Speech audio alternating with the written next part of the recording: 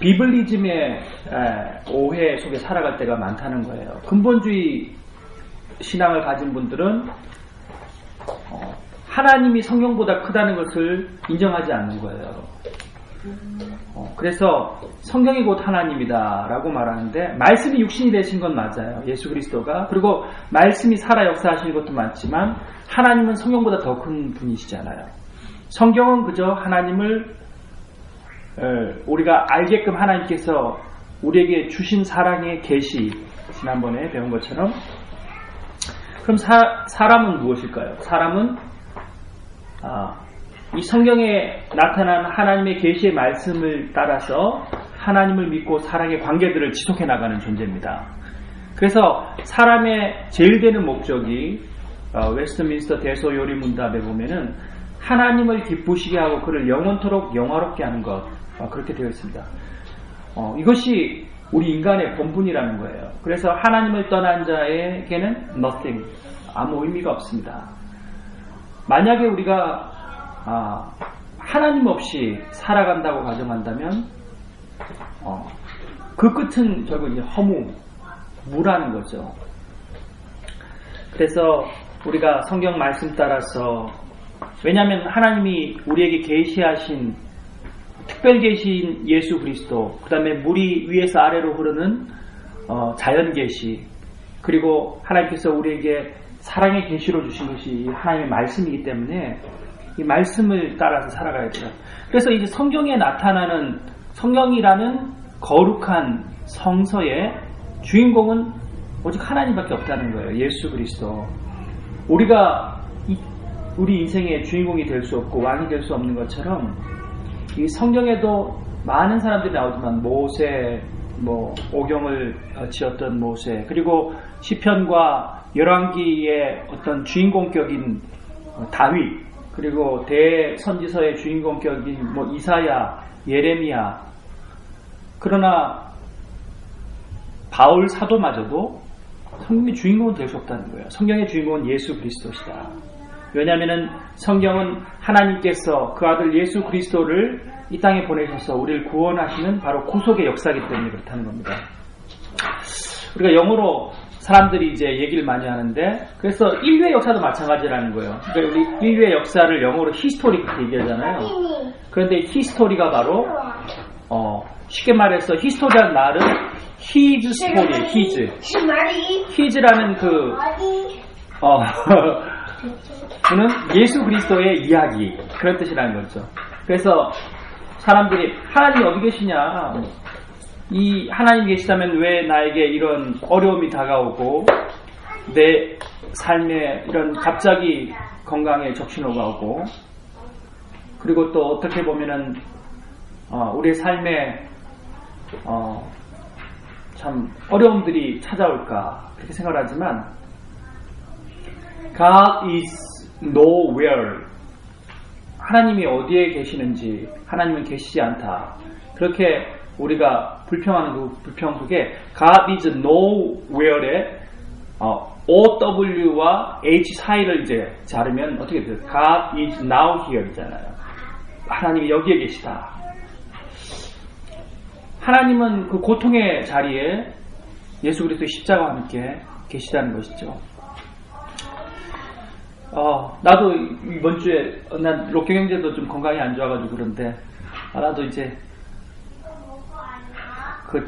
우리 혜민자매하고는 잠깐 얘기를 나눴었어요. 근데 꿈이 좀 집사람도 이상하고 그렇다 그래가지고 내가 정기 검진을 받아봤는데 재검사를 받으라고 또 연락이 왔어요. 그래가지고 재검사를 오늘 또 받고 왔는데, 재검사에 또 이상이 있으면 이제 다른 울트라사운드하고 이렇게 하는 것 같아요.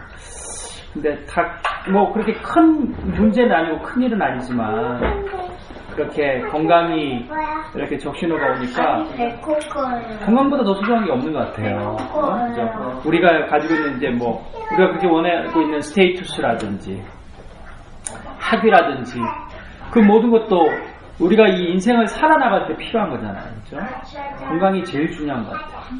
내가 만약 죽고 난다면 우리 아이들은, 그리고 또 아내가 어떻게 아이들을 같이 이제 지탱하면서 살까? 그런 것들이 먼저 다 고민이 되더라고요. 근데 그런 것처럼 우리 인생은 이렇게 하나님 없이 살아갈 수 없는 그런 존재인 것 같습니다. 하나님 없이는 의미가 없는 것 같아요. 우리가 어떤 짧은 인생을 살아가고, 지난주에도 제가 말씀드렸지만 그 제진수 사장님, 우리가 이제 제사장이라고 그랬던 제사장 영어로 프라핏인데 아시죠? 이번에 그 이집트에서 죽은 분. 너무 제진수 집사님이 너무 신앙이 좋아서 우리가 제집사님 같은 분들이 우리 신학교 우리 1학년 때부터 이제 같이 계를 부었어요. 신학생들도 계를 해.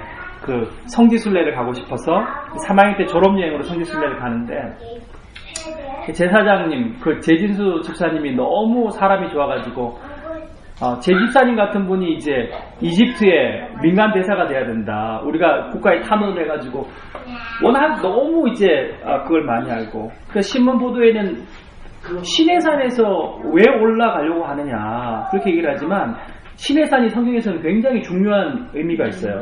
시내산에서 모세가 십계명을 받잖아요. 그래서 우리 동기들도 다 시내산에 거기 가가지고 여행 위험구역이지만 모두가 아마 기독교들의 소망일 거예요. 거기서 모세처럼 하나님 앞에 기도도 하고, 구약이 출애굽 없이는 해석이 되지 않잖아요.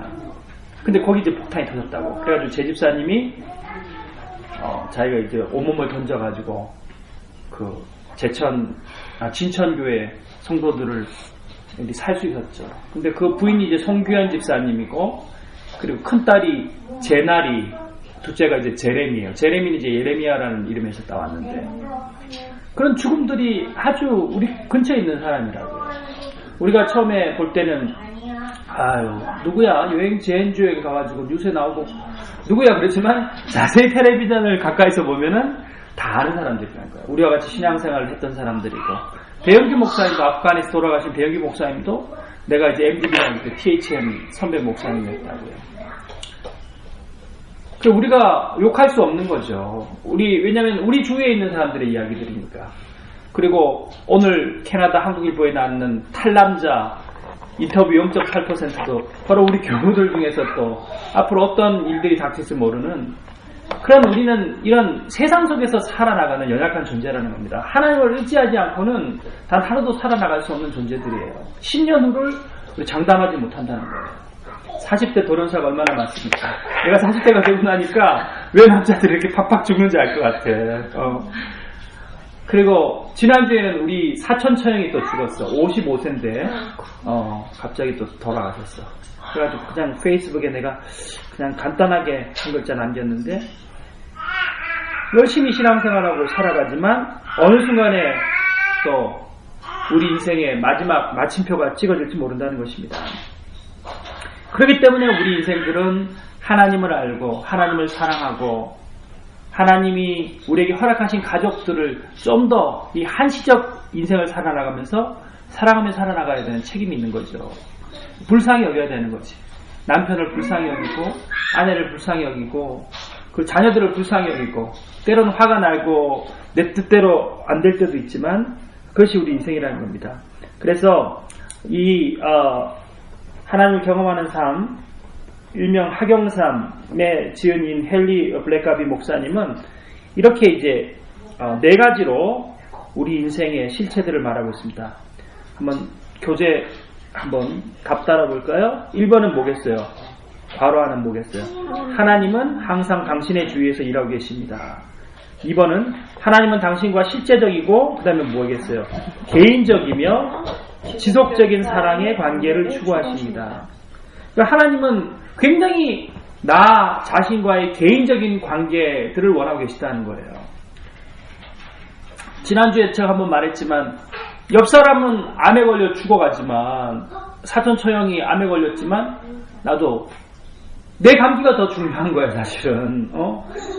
우리 인생이 다 그럴 수밖에 없는 이기적인 삶을 살아가고 있다는 거예요. 옆에서는 아이가 죽고 뭐 부모님이 돌아가시고 하는 그 아픔을 겪고 있지만, 어쩔 수 없이 나는 또 아침에 세수하고 출근해야 되는, 그 사람의 인생을 대신 살아줄 수 없는, 어떻게 보면은 지극히 개인적인 우리의 삶이라는 거예요. 그렇기 때문에 하나님을 우리가 의지해야 될 이유가 여기에 있는 것입니다. 하나님과 우리와의 관계는 정말 실제적이고 있잖아요. 생사와 관계된 것이고 지극히 개인적인, 내가 기도하지 않으면 안 돼요. 내가 사촌 처형을 위해서 잠시 그 가정을 위해서 기도해주고 정말 그의 한많은 인생들 그리고 그 남겨진 딸들을 위해서 기도하지만 내가 가서 그들의 생계를 책임질 수 없는 존재잖아요. 우리가 다 똑같다고 말해요. 아이가 죽었지만 또 내일 아침에 그야말로 우리 강성님도 그 독한 위스키를 마시고 다시 직장에 나가야 되는, 애국하면 30일 40일 누워있는다고 누가 밥 먹여주지 않는 정말 험악한 이민사회를 살아가고 있기 때문에 내가 개인적으로 하나님 앞에 정말 부르짖고 하나님과의 관계를 통해서 내가 극복하지 않으면 안 되면 정말 강해질 수밖에 없는 그런 인생을 우리가 살아가고 있다는 거예요. 내가 막 연약하게 해서는 안 되고 정말 독한 마음을 먹어야 되는 거죠. 만약 내일 내 인생이 끝난다 할지라도, 내가 캐나다 삶이 내일 종지부를 찍는다 할지라도 난 오늘 하루 최선을 다할 수밖에 없는 거예요.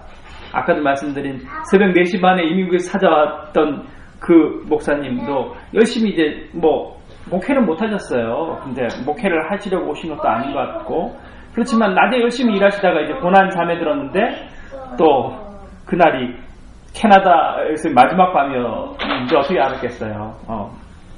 그렇지만 이 인생 속에서 우리가 항상 하나님이 우리 인생에 어떻게 관여하시고 하나님의 눈이 우리 이웃을 어떻게 바라보고 계시다는 것을 늘 주목해야 된다는 거예요. 우리가 찬양 불렀는 것처럼 그렇다고 내 개인의 인생, 내 삶에만 치우쳐 살아간다면 그건 극단적 이기적 삶일 거 아니에요. 그죠? 그렇지만 우리가 나도 아프고 나도 힘들지만 그렇지만 지체들을 위해서 기도하는 것, 이것이 바로 그리스도의 삶이라는 거예요. 우리가 지난 주일에도 말씀 나눴지만 처음에 십자가는 개인적인 것이에요. 첫 번째, 내가 달려 죽을 십자가다. 예수 그리스도께서 내 대신 달려 죽으셨구나. 그 두 번째 십자가의 의미인데 마르틴 루터가 얘기한, 그러면서 내가 죄인 된 것을, 그리고 두 번째는 구원의 십자가를 깨닫게 되는 순간 나도 이제 나에게 허락하신 그 십자가를 지고 예수님을 쫓을 것이다.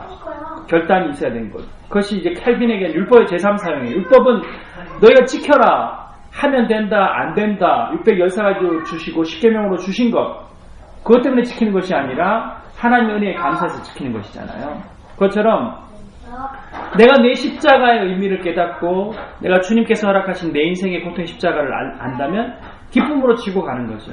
내 인생 가운데 허락하신 십자가를 지고 가고 또 이웃의 십자가를 볼 수 있는 하나님의 마음을 안다는 거예요. 주님이 지난주에 설교했던 것처럼 베드로에게 말씀하셨잖아요. 너 대신 내가 십자가에 다시 못 박히러 간다.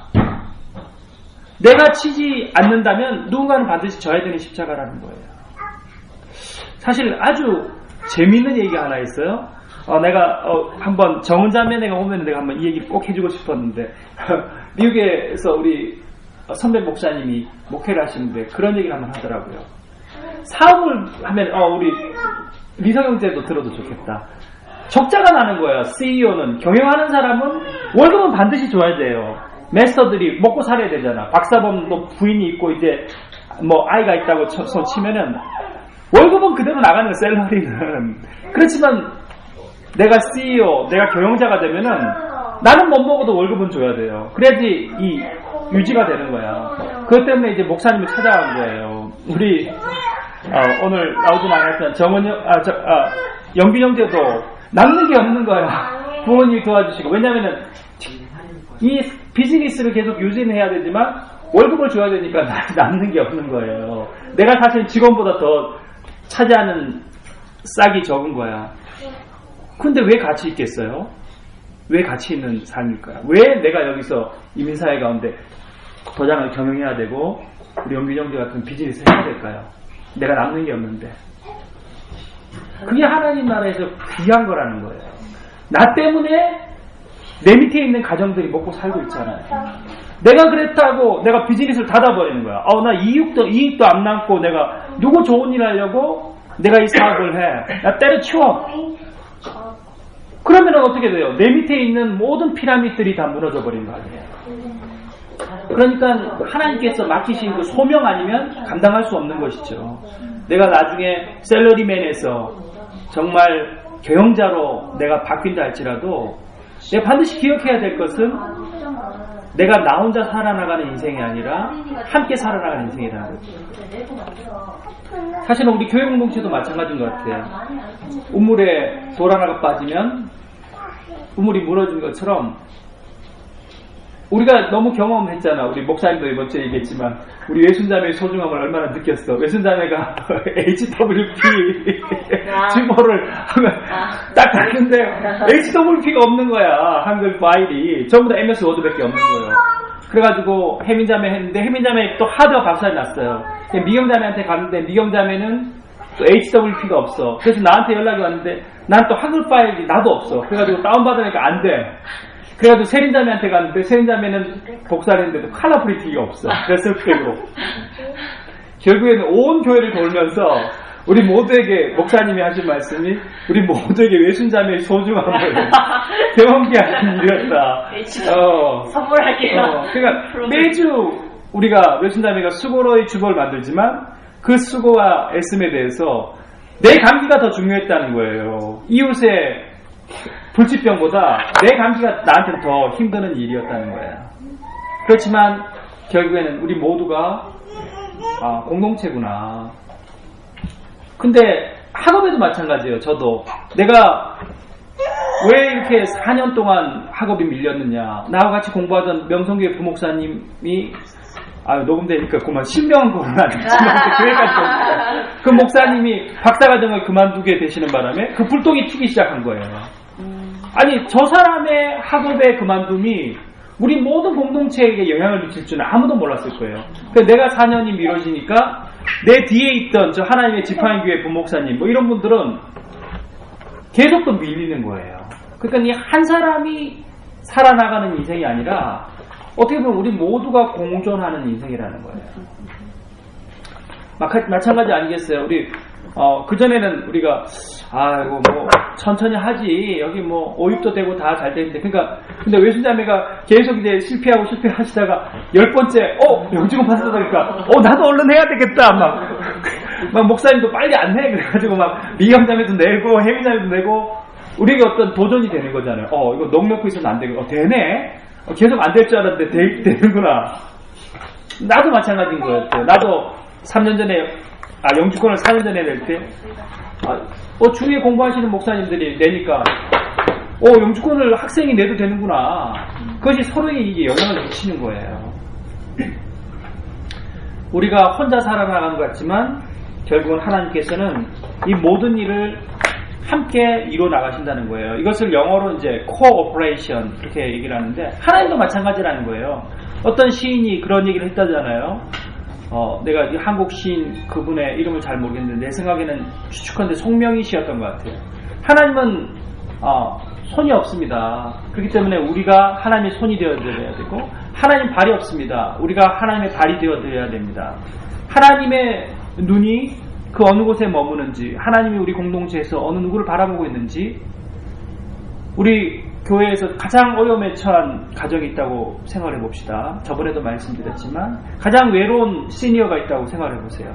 하나님이 뿅하고 나타나셔서 그들을 시니어를 위로하시고 어려움에 처한 가정을 경제적으로 돕지 않으세요. 우리가 하나님의 손이 되고 우리가 하나님의 마음이 되어서 그에게 따뜻한 마음으로 다가가고 내 것을 나누는 가운데서 비로소 하나님 나라가 확장돼 나간다는 겁니다. 그렇기 때문에 코오퍼레이션이라는 거예요. 지금 3번 하고 있어요. 하나님은 당신이 그분의 일에 참여, 그분의 사역에 동참하도록 초청하십니다.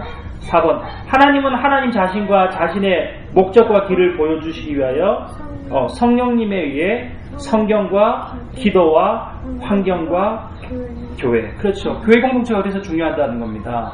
교회 공동체에 우리가 있기 때문에 버티는 거예요. 사실은 내가 참 교회 공동체에서 상처를 많이 받는다 하고 말하는 사람조차도 교회 공동체 때문에 견뎌나가는 거예요.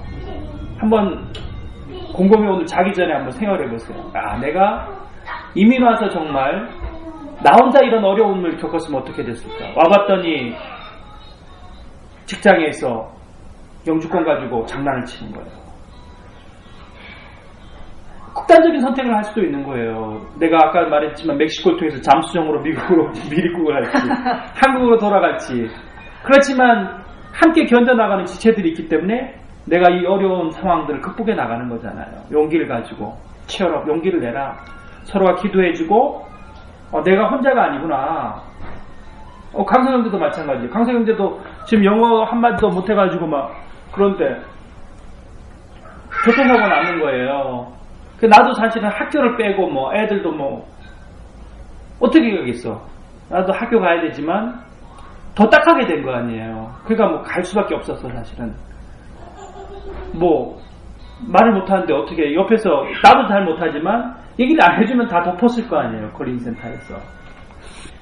그렇게 이제 우리가 혼자 살아나가는 게 아니라는 것. 다 함께 살아나가고 함께 하나님께서 허락하신 공동체 가운데 살아나가는데 그 모든 것들 가운데 이제 성령의 이 도우시는 끈들이 우리를 이제 이어주고 있다는 겁니다. 그래서 이제 기도로 교통한다는 것. 성도가 교통하는 것은 기도로 또한 교통하는 것이거든요. 그래서 우리가 기도해 주는 거예요. 우리 아까 혜민자매 오기 전에 잠깐 얘기를 나눴는데 혜민자매도 강서형제가 어려움 당했을 때 그 꿈을 꿨다는 거예요.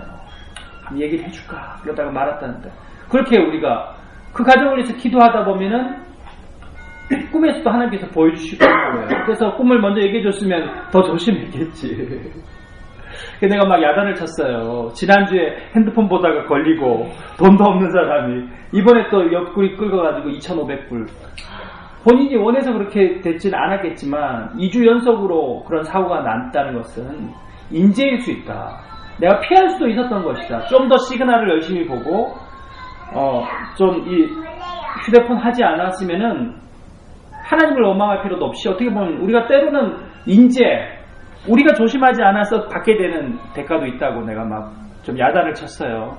뭐 나이도 어리고 그러시기 때문에 그렇게 말을 했는데 그렇다는 겁니다. 우리가 때로는 왜 그렇게 했어요 내가 그렇게 막 야단 친 게 목사님이 물론 야단 좀 쳐라 그래가지고 야단 친 것도 있겠지만 왜 그렇게 했겠어요. 정말 안타깝잖아요. 다음 주에 또 무슨 일이 일어나면 어떡하겠어. 요즘 3초 동안 멈춰서 있지 않고 넘어가면은 그 170불이에요. 170불 아세요? 근데 요즘 신문에 보셨죠? 지금 집중단속 기간이라 가지고 장의사 차로 위장해가지고 댕기는데 폴리스가 옛날에는 폴리스가 파란 차로 해가지고 그 폴리스라는 것도 파란색으로 나서가지고 못 본 이제는 장의사 차까지 위장해가지고 댕긴대요. 토론토의 경찰들이. 그래서 무조건 잡는 거야. 이번에도 눈이 엄청 오니까 학교 앞에 경찰차가 2대나 와 있어요. 왜 그러냐? 우리 다운타운이니까 눈이 너무 많이 오니까 부모가 차를 갈 수밖에 없는데 차에서 내리는 순간 다 끊는 거야. 뭐 노란 딱지를 이제 대놓고 끊는 거지. 그러니까 야 이건 아니다 싶은데도 그렇게 하더라고요. 경찰은 어쩔 수 없는 거야. 왜냐면 국고의 수입원들이니까. 그러니까 우리가 그 인재로 피해가야 돼요. 그 사람들 앞에서 핸드폰 해서도 안 되고 3초간 시그널에서 멈춰서야 되고 속도도 지켜야 되고. 왜냐면 그 사람들 눈을 벌겋게 뜨고 이제 국고를 올리기 위해서 그분들의 또 일은 그거니까 함정수사지 사실은. 뭐 하다가 이 얘기가 나온지 모르겠는데. 자, 다음. 그래서 하나님은 우리 인생들을 통해서 역사하신다는 거예요. 만약 혜민자매가 그렇게 또 경고의 얘기를 해줬다. 그리고 내가 다음부터 좀 조심해요 형제 그렇게 얘기를 했다면 그것은 사람을 통해서 전해지는 말이지만 때로는 하나님의 음성일 수 있다는 거예요. 우리가 조심하게 될 거 아니에요. 오늘 집에 갈 때도 세린자매 어떻게 하겠어요? 남편 3초 밟아! 아까 목사님 얘기 못 들었어! 그럴 거 아니에요. 그 럭키 형제도 아무 생각 없이 어제 목사님 3초 밟고 휴대폰에서는 안 되겠다. 서로 간에 이제 영향을 미치면서 결국에는 하나님은 손과 발이 바로 우리 성도들이라는 겁니다. 성경을 한번 보세요. 마찬가지였다는 거예요. 하나님께서 세상을 심판하실 때 누구를 사용하십니까? 노아, 창세기에 노아를 사용하셨고 한 나라가 아니라 지금 여러 나라겠죠. 중동의 모든 하약고의 근원이 되었던 믿음의 조상 이슬람과 우리 주이시 그리고 기독교의 신앙에서도 굉장히 중요한 위치를 차지하는 믿음의 조상 아브라함이 결국에는 한 사람의 인생인 줄 알았는데 그 사람을 통하여 난 자식들이 이제 그 중동 지방의 조상이 되었다는 겁니다. 하나님은 또 애굽 땅에서 고통받는 노예 생활하는 우리가 이집트 왕자라는 애니메이션 영화를 통해서 본 것처럼 모세를 들어서 출애굽의 놀라운 역사를 일으킵니다. 우리가 아는 것처럼 요한 바오로 2세인가요? 그 사람이 폴란드 교황이었지만 결국엔 그를 통해서 러시아라는 70년 된 그 볼셰비키 혁명 이후에 공산주의라는 그 사단의 세력들을 결국은 그를 통해서 했잖아요. 근데 우리가 아는 것처럼 러시아가 폴란드를 공격하고 히틀러가 폴란드를 공격함으로 2차 세계대전이 일어났지만 그 역사의 종지부를 찍고 동소동 냉전을 무너뜨렸던 것들이 바로 파티마의 대예언이라고 아시나요? 그 캐톨릭에서 굉장히 유명한 예언인데 포르투갈의 파티마의 1917년에 루치아 수녀와 두 어린이 한번 유튜브로 찾아봐요. 굉장히 재밌어요. 실제 있었던 일이에요. 성모 마리아가 나타나서 2차 대전이 일어날 것을 예언했어요. 7만 명이 봤어. 파티마의 예언. 그래서 대구에 파티마 병원이라고 있잖아요. 그 캐톨릭은 굉장히 유명한데 그 교황 요한 바오로 2세입니까 3세가 터키 이슬람교도에게 저격당할 것, 이 파티마의 세 번째 예언이었는데 결국에는 그 어떤 것들이 이제 교황청이 그것을 숨기고 있느냐 그거에 대해서는 우리가 너무나도 역사 히스토리를 통해서 히스토리 채널을 통해서 우리가 많이 봤지만 중요한 사실 하나는 러시아라는 절대적인 그 공산주의 체제가 70년 만에 결국 무너졌다는 거예요. 근데 그것들은 우리 기독교의 힘에 의해서 무너진 거예요. 사실은 러시아가 볼셰비키 혁명으로 공산주의 사회가 되고 나서 제일 처음 탄압한 것이 기독교인이었고 스탈린이 얼마나 많은 몇백만이나 되는 사람을 살상했잖아요. 그 중앙아시아에서 죽은 그 많은 사람들의 죽음이 헛되지 않았던 것은 결국에는 이 공산주의라는 그 사단의 세력은 없어졌어요. 근데 중국하고 이제 북한하고 베트남은 아직 있죠. 이게 참 우리가 감당해야 될 사명이기도 한데 이런 것들을 통해서 볼 때 우리가 역사적에서 하나님은 반드시 한 하나님의 사람을 세우시고 그를 통해서 놀라운 역사들을 일으킨다는 거예요.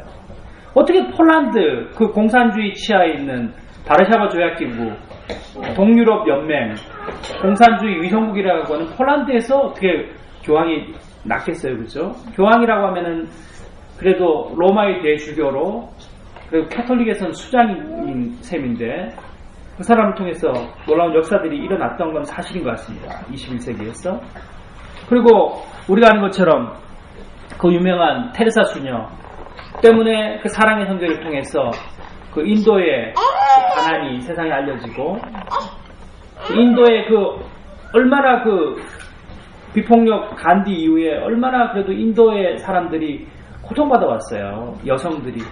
그런 모든 것들이 이제 인도와 브릭스라고 해서 이제 러시아와 브라질입니까? 내가 어느 나라인지 모르겠는데 이 3개국이 세계를 차이나인가요? 내가 잘 모르겠는데 이 3개국이 세계를 주도하는 그런 시대가 이제 열리고 있습니다. 계속해서 이제 올라가죠. 인구가 물론 많기 때문이지만 그 한 사람의 희생들이 헛되지 않았다는 거예요. 인도 땅에 뿌려진 눈물과 중국 땅은 누구겠어요? 중국 땅은 우리 개신교 선교사 청나라 변발했던 허드슨 테일러 그리고 기독교회가 중국 땅에 세워지고 나서 이 세계 경제 제2위 대국으로 성장했잖아요.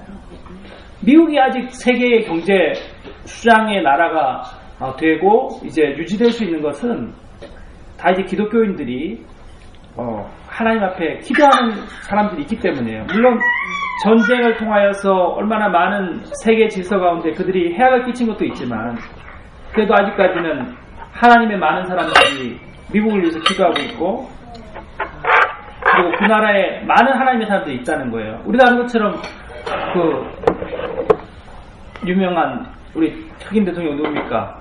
버락 오바마. 그도 또한 독실한 크리스찬이잖아요. 그렇죠?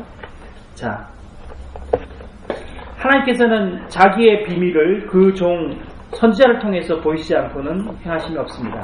다음 문장을 한번 맞는 것과 틀린 것을 한번 공표와 곱표해 봅시다. 1번 하나님은 세상을 창조하신 뒤 그대로 스스로 돌아가도록 방치해 두신다. 곱표에 동그라미 곱표. 하나님은 잠자코 계시지 않는다. 그분은 세상에 활동적으로 일하고 계신다. 동그라미.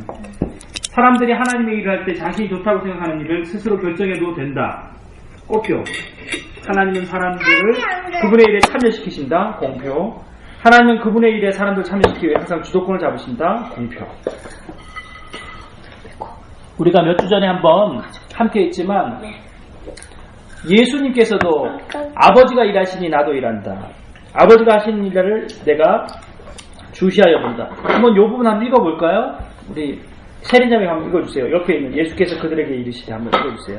예수께서 그들에게 이르시되 내 아버지께서 이제까지 일하시니 나도 일한다 하시매 그러므로 예수께서 그들에게 이르시되 내가 진실로 너희에게 이르노니 아들이 아버지께서 하시는 일을 보지 않고는 아무것도 스스로 할 수 없나니 아버지께서 행하시는 그것을 아들도 그와 같이 행하느니라. 아버지께서 아들을 사랑하사 자기가 행하시는 것을 다 아들에게 보이시고 또 그보다 더 큰 일을 보이사 너희로 놀랍게 여기게 하시리라.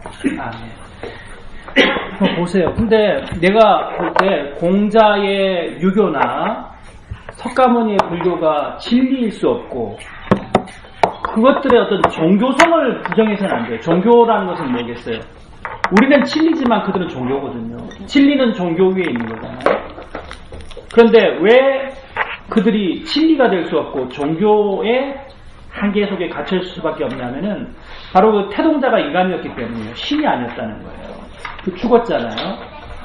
석가모니가 죽으면서 그 제자들에게 남긴 건 뭐예요? 석가모니의 죽음이 어떻게 죽었는지 알아요, 여러분? 석가모니가 80세 이상 장수를 했어요. 석가모니는 궁궐에서 태어났고 그부터가 좀 너무 호화로운 생활을 했는데 석가모니가 이웃집에서 음식을 먹고 위장이 굉장히 날카로워서 식중독으로 죽었어요. 근데 그 역사적 사실이거든요. 불교도 모두 알아요. 스님도 다 아는 사실이야. 우리가 인터넷만 쳐보면 다 알아. 석가모니의 최후 한번 쳐보세요. 그럼 뭐 다 나와 있어요. 그러면 어떻게 하겠어요? 우리가 한번 석가모니의 제자라고 우리가 가정을 해봅시다. 석가모니께서 식중독으로 죽으셨으니 우리도 식중독으로 죽자. 그럼 진리가 될 수 없잖아요. 근데 예수님 어때요? 예수님이 십자가에서 우리 인류를 위해 죽으셨으니 우리도 십자가에서 우리도 주님 주신 십자가를 지고 죽어야 마땅하리라. 내지는 부활하자. 이것은 진리는 진리이기 때문에 통할 수 있는 거예요. 말이 안 되잖아. 다른 종교는요. 마찬가지라는 거예요. 예수님께서 일하시니 나도 일한다. 이건 말이 되잖아요. 그렇죠? 예수님이 근데 왜 일하셨어요? 예수님이 일하니 나도 일한다. 이것을 단편적으로 생각해가지고 영진 형제가 좀 놀고 있다가 예수님이 일하시니 나도 직장을 구한다. 그건 말이 안 되는 거야. 이 일이라는 것은 예수님의 일이라는 것은 바로 구원을 말하는 거예요. 구원. 예수님이 어떠한 일을 하셨는가? 바로 아버지께서 원하시는 일이 됐다는 거예요. 그것은 바로 구원의 놀라운 사역인데 방금 말씀드린 것처럼 이제 구속사인데 예수님이 우리가 찬송 불렀잖아요. 예수님이 보시는 그곳에 내 눈이 향하고 주님이 하시는 일을 우리가 감당해야 된다는 거예요. 우리 앞에 일어나는 모든 일들 중에서 그저 일어나는 일은 아무것도 없어요. 저의 경우 신체 검사의 재검, 우리 세린자매 같은 경우는 그 사장님이 영주권에 대해서 거절하는 것. 과연 하나님께서 이 일을 통해서 나에게 무엇을 보여주시고자 하시는 건가? 우리 인생에 있어서 일어나는 일들 중에 그냥 일어나는 일이 없어요. 지지난주에 우리 그 외손자에게 얘기했는 그 제자 한 명이 자꾸 이렇게 인도계 제자가 자꾸 막 선생님 그 학부모가 어필하는 것. 이 모든 일들이, 그리고 불고이 브라더스에서 내가 사직하게 된 것. 이 모든 일들이 그냥 일어나는 일들 같지만 이 안에서 하나님이 역사하시고 일하시며 나에게 전하고 계시는 메시지를 우리가 알아나가는 것. 이것이 하나님이 일하시 나도 일하는 거예요. 하나님의 구원의 역사들을 바라보는 거죠.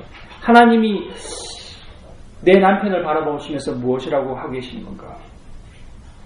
하나님이 내 남편 지금 열심히 요리를 만들고 있겠죠. 저 영혼이 폭스바겐을 살려고 그러는데 그 안에서 하나님이 무엇을 원하시는 것일까? 뭔 같아요? 폭스바겐을 저 인간 아직 정신 못 차리고 지금 밥도 굶는데 폭스바겐 질렀어. 그게 아니라는 거예요. 그 안에서 정말 현명한 아내라면 어떻게 생각하겠어요? 야, 저 사람이 돌파구가 없구나. 하루 종일 얼마나 스트레스 받아. 저 사람도 사람인데 왜 대접받고 섬김받고 싶을 건데 계속 섬기고 구시구신거렸는데, 그리고 저 사람이 남편인데 형님 좀 차 좀 어떻다요? 왜 늦으셨어? 말도 못하고 벙어리 냉가슴 듣듯이 되게 얼마나 상했을까. 괜찮아, 그러면서 내가 정말 이제 민폐 끼치지 않고 내 가족과 내 마누라는 내가 태우고 다니리라 하는 그 마음을 읽었다면 정말 하나님이 나한테 그 사랑의 마음을 주신 거겠죠. 그렇지만 내가 그 하나님의 마음으로 남편 바라보지 못했을 때는 어떻겠어요? 질렀어. 그렇게 생각할 수도 있을 거 아니에요, 그렇죠? 아주 그 단편적인 예지만 우리 인생의 더 극단적인 예까지 모든 것이 다 우리 앞에 하나님의 섭리 가운데 이루어진다는 겁니다. 하나님의 일에 대해서 어떻게 생각하실까? 하나님이 왜 이 일을 나에게 허락하실까? 왜 그렇게 했어요? 왜 이것을 하나님의 섭리라고 생각하시겠어요? 그것은 처음에 제가 초두에 말씀드린 것처럼 인생의 주도권, 우리 인생의 주도권 하나님이 가지고 계시다는 거예요. 정말 마틴 루터가 말하기를 죄까지도 말해요. 그러면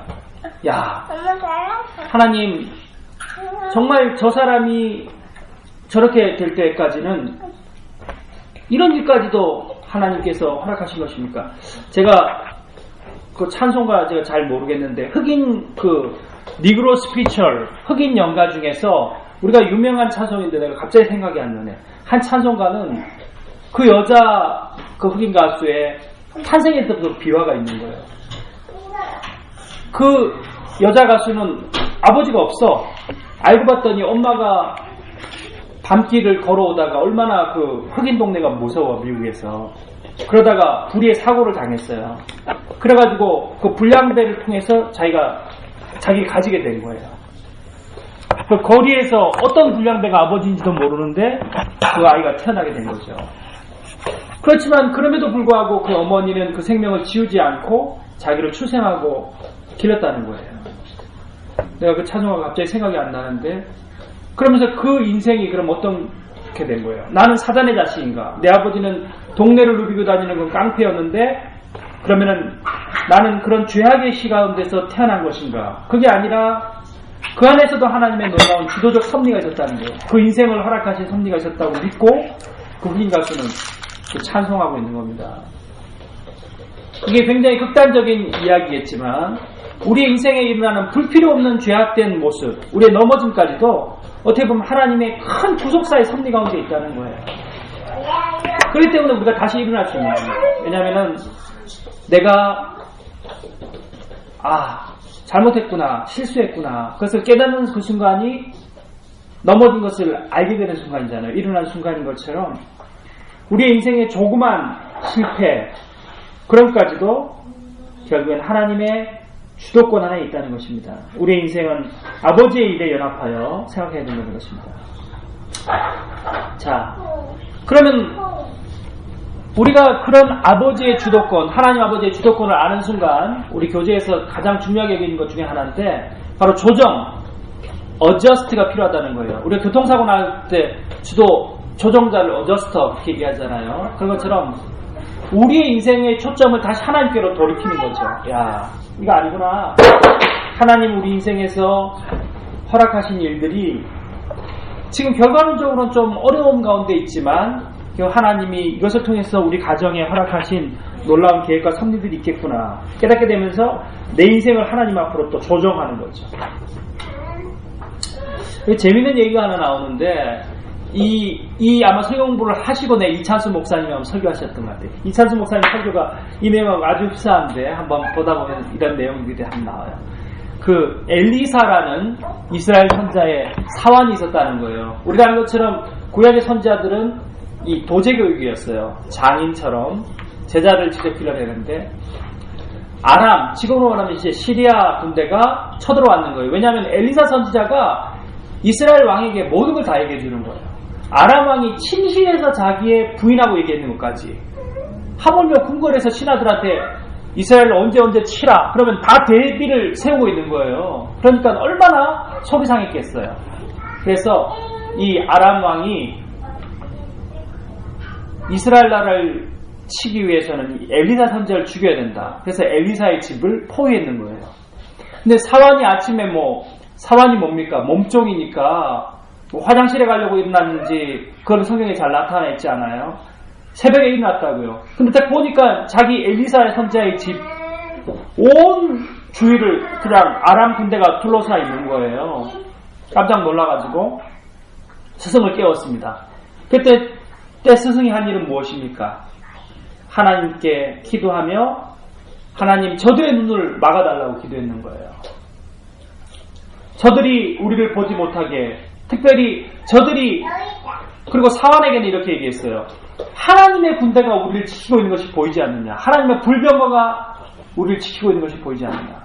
그랬을 때 아람 군대는 하나님의 불병거를 보게 되고 사환도 보게 되고 그들이 돌아갈 수밖에 없었다는 겁니다. 사실은 전쟁에 이기는 것 중에 가장 중요한 것은 피를 보지 않고 이기는 거예요. 잔다르크가 그렇게 얘기했잖아요. 잔다르크라는 여자가 하나님의 사람 아닙니까? 기도하고 조국 프랑스를 지키기 위해서 앞에서 막 깃발을 들고 뛰니까 영국 군대가 쳐들어왔다가 어떻게 했어요? 저런 소녀가 막 날뛰니까 처음에는 우습게 보다가 이 유관순 여사나 마찬가지예요. 유관순도 크리스찬이었잖아요. 그죠? 한 사람의 그런 유관순 여사가 공천장태에서 골기하고 일어나니까 모든 사람들이 저런 조그만 소녀가 시온이 같은 애가 이러니까 내가 뭘 하고 있어? 부끄럽다. 내 목숨을 구걸하고 있었구나. 다시 일하는 거 아니에요. 전부 다. 잔다르크도 마찬가지고. 그래서 결국엔 전쟁 없이 이겼어요. 영국을 퇴폐시켰잖아요.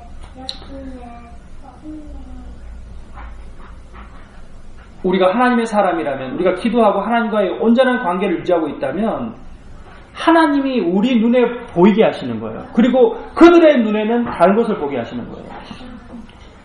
그 김상환 목사님이라고 서울의 명성교회 있잖아요. 그분이 이제 수도 기계화 사단에 있었는데 계속 야구 빼따로 막 두드러 팼다는 거예요. 근데 그 야구 빼따로 두드러 패던 그 선임하사가 나중에 제가 근무하던 수도 방위사령부의 주임 원사가 됐어요.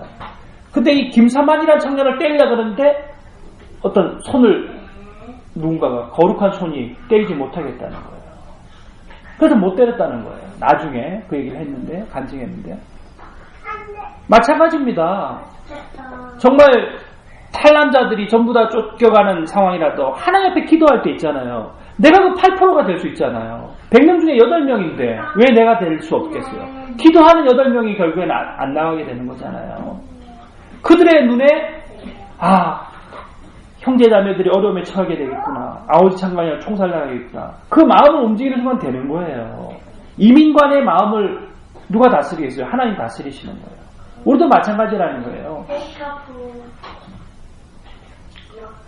그 반대로 한번 생각을 해봅시다. 우리의 눈에 보이는 것이 또 그들의 눈에도 보일 수 있잖아요.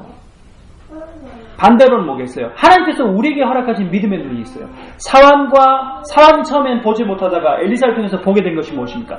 하나님의 불병거가 우리를 지켜주고 있다는 거예요.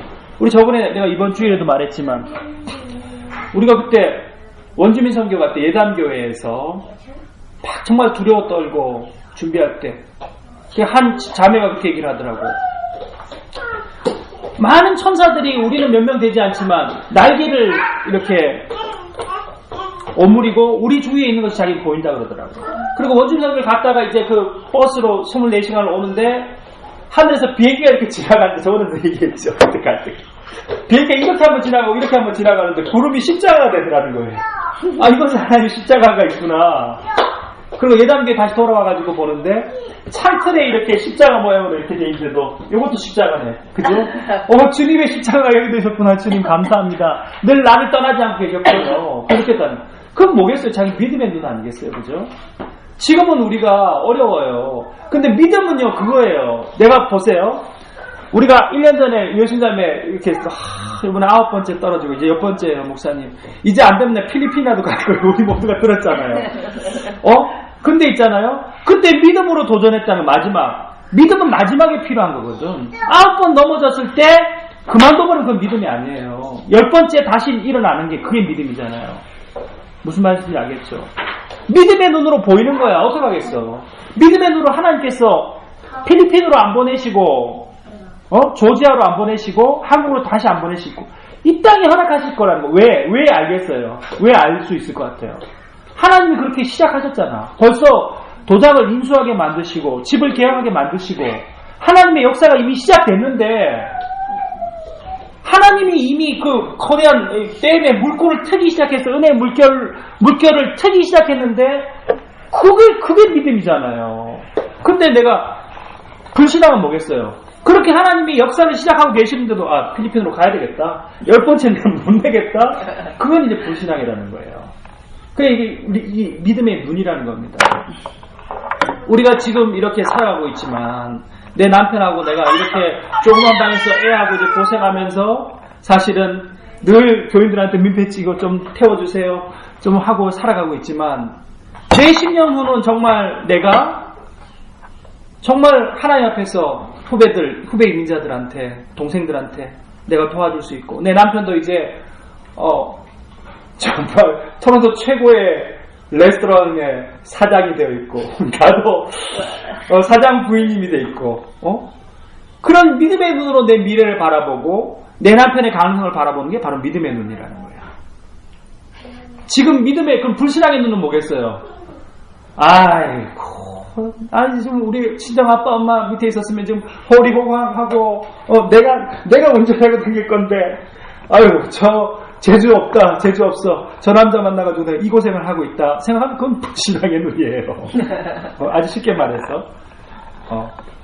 정말 지금은 너무 처참한 광야지만 믿음의 눈으로 바라봤을 때 하나님의 불병거가 보이고 하나님이 우리 인생 가운데 역사하시는 놀라운 미래가 보이는 것. 이것이 우리의 믿음의 눈입니다. 자, 오늘 우리 아이들이 또 그러니까 너무 들리지 말고 자 마지막 우리 본문을 한번 이야기가 너무 재밌어요. 아이고 내가 자, 이 캐나다 얘기라 가지고 너무 마음에 와닿더라. 한번 집에 가서 한번 읽어보세요. 캐나다 얘기. 이분이 이제 캐나다 사람이에요. 헨리 블랙가비 목사님이. 자, 이분이 이제 사스카천에서 교회를 개척하셨는데 뒤에 나와요. 118페이지 중간에 보세요. 사스카천에서 6km 떨어진 작은 마을이 있었는데 교인들이 그렇게 얘기를 했는 거예요. 이 마을에 가서 우리 어린 성경학교를 합시다. 우리로 말하면 이제 원주민 선교를 간 거예요. 근데 원주민 선교를 갔을 때 우리가 감동했던 것은 그들이 우리가 오기 전에도 자기들끼리 매주 선교사님이 매주 올 수 없으니까 함께 예배를 드리고 성령님이 누구신지도 모르고 그렇지만 성경책을 보려고 그러고 기도하고 있었다고 우리 얘기를 했었잖아요. 그죠? 이 마을도 마찬가지였다는 거예요. 그래서 이 마을 사람들 다 모아서 사스카춘에서 한 6km 떨어진 곳에 가가지고 사람들한테 모아가지고 이 마을에 우리가 이번에 여름 성경학교를 하려고 합니다. 어린이들 좀 보내주십시오. 그럼 학부형들을 모아가지고 그날 저녁에 모임을 가졌다는 거예요. 기도회를 가졌다는 거예요. 근데 만약에 우리가 여기서 여름 성경학교를 하고 교회의 어떤 지점, 개교회를, 지교회를 세우고자 하면은 동참할 수 있는 사람 앞으로 나와주십시오. 그랬더니 한 사람이 울면서 나왔다는 거예요. 자기는 30년 동안 이곳에 교회가 세워지기에 기도하고 있었다는 거예요. 또 한 사람이 아저씨가 나왔다는 거예요. 난 5년 전에 알코올을 끊고 하나님으로 돌아와서 매일 4시간씩 주님 앞에 기도해 왔다는 거예요. 이 마을에 교회가 세워지기를 위해서 기도했다는 거예요. 하나님은 30년의 그 기도의 눈물의 기도에 응답하셨다는 거예요. 내가 그냥 이루었는 것 같잖아요. 그렇지만 하나님은 내가 그 수고하던 그 순간에 우리와 함께 하셨다는 거예요.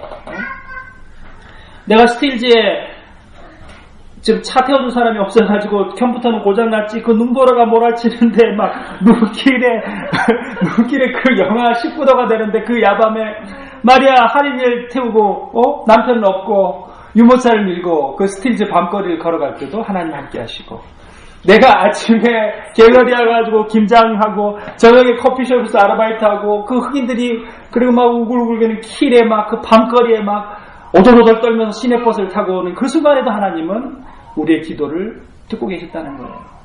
우리의 그런 고생과 인생의 어려움들이 그리고 눈물로 드렸던 그 기도들이 헛되지 않고 우리의 인생을 만들어 나간다는 거예요. 그렇게 본다면 오늘 우리가 살아나가는 데 있어지는 어려움들, 그것은 바로 퍼즐 조각처럼 우리의 인생 가운데 허락하신 거대한 하나님의 구속사 가운데 한 조각이라는 겁니다. 그리고 내가 반드시 감당해야 될 것이고 내가 비겁하게 물러날 것이 아니라 용기 있게 주님 나에게 이 일을 통해서 허락하신 것이 무엇입니까? 이 퍼즐 조각을 통해서 허락하신 것이 무엇입니까?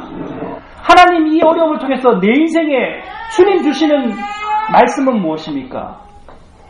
아니 나한테 그런 문제가 없다면 정말 세린 언니, 외순 언니 가정에 허락하신 저 어려움을 통해서 그 가정에 허락하시는 내가 그들에게 줄 수 있는 도움은 무엇이겠습니까? 내가 혜민자매나 미경자매나 다나자매, 정은 언니 가정을 위해서 내가 할 수 있는 일은 무엇이겠습니까?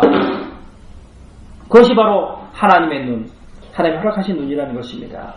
하나님 그 모든 놀라운 구속사를 통해서 우리 성도들을 붙으시고 교제케 하시고 동참케 하시면서 하나님의 놀라운 구속의 사역들을 이루어가고 계시는 것입니다.